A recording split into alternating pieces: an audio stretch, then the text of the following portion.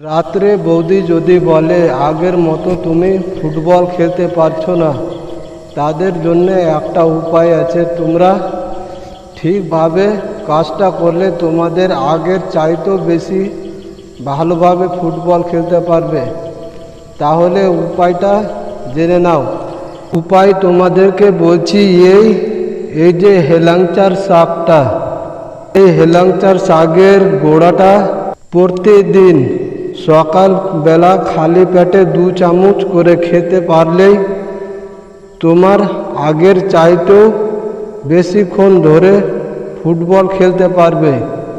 বেশি না, মাত্র 15 দিন এই গোড়াটাকে 2 চামচ করে রস করে খেতে গেলেই তোমাদের আগের চাইতেও, আগে যেভাবে ফুটবল খেলছিলে তার চাইতেও বেশি ধরে ফুটবল খেলতে পারবে।